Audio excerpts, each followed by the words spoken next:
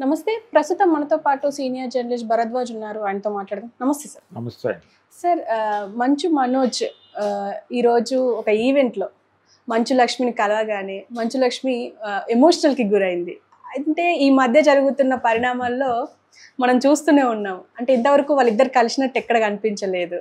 అంటే దానికి కారణం ఇదే అయ్యి ఉండొచ్చు అంటారా? అంటే కుటుంబ పరువు ఒక రకంగా రోడ్డు మీదకి వెళ్ళిపోయింది. అంటే చాలా ఒద్దికగా ఉండేవారు ఇంతకుముందు. మోహన్ బాబు గారి పిల్లలు చాలా క్రమశిక్షణతో ఉంటారు, తండ్రి చాటు పిల్లలు అన్నటువంటి ఒక ఇమేజ్ ఉండేది. ఆ ఇమేజ్ నెమ్మదిగా గత సంవత్సర కాలంగా బ్రేక్ అయిపోయింది. అంటే మనోజ్ వివాహం దగ్గర నుంచి మొదలైంది ఒక రకంగా ఈ రిఫ్ట్ అనేది. ఆ వివాహం విష్ణుకి ఇష్టం లేదు అన్న దగ్గర మొదలైంది. మనోజ్ వివాహం విష్ణు గారికి ఇష్టం లేదు.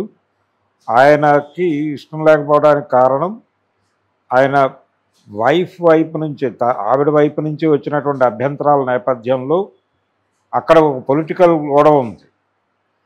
దాని నుంచి మొదలైన వివాదం ఇలా ముదిరి ఇక్కడికి వచ్చింది, ఈ స్థాయికి వచ్చింది అనేది ఒక ఆ గొడవలకు సంబంధించిన ఒక చరిత్ర. అప్పుడు కూడా ఆ పెళ్లికి సంబంధించి ఈవిడే సపోర్ట్ చేసింది మనోజ్ని. మంచు లక్ష్మి గారే కొంత సపోర్ట్ చేయటం మాత్రమే కాదు, తన ఇంట్లోనే ఆ వేడుకను జరిపి అతన్ని ఒక ఇంటివాడిని చేసినటువంటి సందర్భం ఎవరు కాదన్నప్పటికీ. మోహన్ బాబు గారు హాజరు గారేమో ఆ ఈవెంట్కి అన్నారు అందరూ. ఫైనల్గా ఆయన వచ్చారు. వచ్చి పిల్లలందరినీ తనతో అంటే బయటకి విషయాలు వెళ్లకుండా మేనేజ్ చేయాలి అనే ప్రయత్నం చాలా వరకు ఆయన కూడా చేశారు కానీ ఆయన వల్ల కాలేదు. చివరికి ఆయనే ఓపెన్ అవ్వాల్సి వచ్చింది. అంటే ఇప్పటికీ ఆయనకి మనోజ్ మీద వ్యతిరేకత ఉందని నేను అనుకోవటం లేదు. ఎందుకంటే తను మొన్న సంక్రాంతికి జరిగినటువంటి గొడవ, సంక్రాంతి సందర్భంగా వాళ్ళ ఎడ్యుకేషనల్ ఇన్స్టిట్యూషన్ దగ్గర జరిగిన గొడవ, ఇక్కడ నుంచి మనోజ్ వెళ్ళి అక్కడ లోపలికి వెళ్ళాలనుకుంటే పోలీసు వాళ్ళు ఆపేశారు, లోపలికి వెళ్ళనివ్వలేదు. తర్వాత వీళ్ళ తాలూకా మనుషులు ఎవరో గోడలెక్కి దూకారని వాళ్ళు కేసు పెట్టారు. వీళ్ళు కూడా వాళ్ళ మీద కేసు పెట్టారు. ఆ తర్వాత ఎదుర్కొండా ఉన్న హోటల్ మీద దాడి జరిగింది. తన వాళ్ళు కాబట్టి దాడి చేశారని మనోజ్ వెళ్ళి వాళ్ళ తరఫున గొడవ పడటం, ఈ గొడవ అంతా చూసాం. కానీ ఈ గొడవ జరగడానికి ముందు రోజు, భోగి రోజు, మోహన్ బాబు గారి దగ్గరికి వెళ్ళి కొంతమంది విలేకరులు, ఏమంటే విష్ణు గారు వచ్చారు, మీరు వచ్చారు, మనోజ్ గారు రారా అంటే నేను పిలిచాను, తనే రాలేదు అన్నాడు ఆయన. కానీ ఆ మర్నాడు ఆయన వచ్చాడు కానీ గొడవలు జరిగాయి. అందుకని దాని నుంచి మనకు అర్థమయ్యేది ఏంటంటే మోహన్ బాబు గారు సాధ్యమైనంత వరకు కలుపుకుని వెళ్ళటం కోసం ఆయన ఏం చేయాలో అది చేస్తున్నారు. కానీ విష్ణు గారు పడనివ్వడం లేదు అనేది అర్థమవుతుంది. ఇతను చెప్తోంది కూడా అదే. ఇప్పుడు మనోజ్ వెర్షన్ కూడా అదే. మా ఫాదర్ని మా అన్న కంట్రోల్లోకి తీసేసుకుని తను నిర్వహిస్తున్నాడు ఈ గొడవంతా అని ఆయన రకరకాలుగా ట్వీట్లు చేస్తున్నాడు. అంటే దొంగప్ప, కన్నప్ప, దొంగప్ప ఈ టైప్లో కూడా మొన్న ఒక వీడియో పెట్టి సూట్ కేసు పట్టుకుని పరిగెడుతున్న ఒక దొంగ బొమ్మ కూడా పెట్టేసి ఆయన రెడిక్యూల్ చేశాడు ఒక రకంగా మంచు విష్ణు గారిని. కన్నప్ప సినిమా రిలీజ్ వాయిదా వేయటం వెనకాల కూడా తన ఎఫెక్ట్ ఉందనేది కూడా చెప్తూ, తన భైరవ సినిమా రిలీజు దానికి భయపడే పోస్ట్పోన్ చేసుకున్నాడు ఆయన అని కూడా మాట్లాడాడు.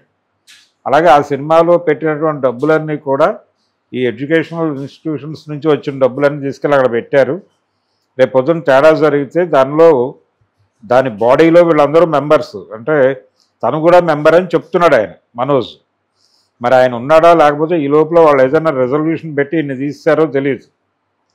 కానీ ఆయన చెప్పింది ఏంటంటే నేను, మా బంధువులు చాలామంది ఉన్నారు దానిలో, ఆ బోర్డులో ఉన్నారని చెప్తున్నాడు ఆయన. ఒకవేళ ఉంటే ఆయన బాధ ఏంటంటే, ఆయన ఆక్రోశం ఏంటంటే, ఇప్పుడు వాటి తాలూకా డబ్బులు అక్కడ ఖర్చు పెట్టి ఒకవేళ అక్కడ నష్టం వస్తే ఆ నష్టం మొత్తం అందరూ భరించాల్సి వస్తుంది.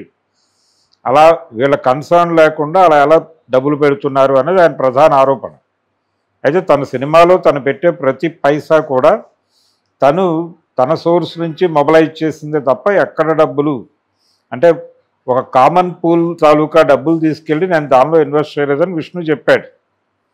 కానీ అది ఎంతవరకు నమ్మబుల్ అనేది వేరే గొడవ. ఇతనైతే నమ్మట్లేదు. మనోజ్ తీవ్రంగా ఖండిస్తూనే వస్తున్నాడు. నిన్న మొన్న ఆయన చేసిన గొడవలో కూడా అదే ప్రస్తావన చేస్తున్నాడు. ఇప్పుడు ఈవిడ ఈ గొడవలన్నిటికీ దూరంగా ఉంటుంది. మంచులక్ష్మి గారు వేరే ఏరియాకి వెళ్ళిపోయింది. ఆవిడ నెమ్మదిగా తన ఫోకస్ తెలుగు ఇండస్ట్రీ నుంచి ఆవిడ బాలీవుడ్కి షిఫ్ట్ చేశారు. అక్కడ అవకాశాలు ప్రయత్నాలలో ఉంది ఆవిడ. అయితే ఈ తమ్ముళ్ళ మధ్య వివాదాలు మొదటి నుంచి నిజానికి ఒక రకంగా మదర్స్ వేరు వీళ్ళకి. అంటే మంచులక్ష్మి గారి మదరు ఆవిడ సిస్టరే కావచ్చు, కానీ వేరే. మోహన్ బాబు గారు వీళ్ళందరికీ తండ్రే, కానీ తల్లులు వేరు. అయినప్పటికీ చిన్నప్పటి నుంచి వాళ్ళిద్దరి మధ్య ఒక బాండింగ్ ఉంది, మంచులక్ష్మికి అలాగే మనోజ్కి. ఆ బాండింగ్ ఉండటంతో అనవసరంగా ఇతన్ని రప్చర్ చేస్తున్నారు, ఇతన్ని రోడ్డు మీద పడేశారు, ఇతనేమో రివర్స్ అవుతున్నాడు అనేది ఎక్కడో ఒక పెయిన్ ఉంది ఆవిడకి. అంటే తమ్ముడు అన్యాయం అయిపోతున్నాడు అనేది, కుటుంబం వీధిన పడుతుంది అనేది, ఇలా రకరకాల ఆ మధ్య ఆవిడ ప్రస్తావన కూడా వచ్చేసింది వీళ్ళ గొడవల్లో.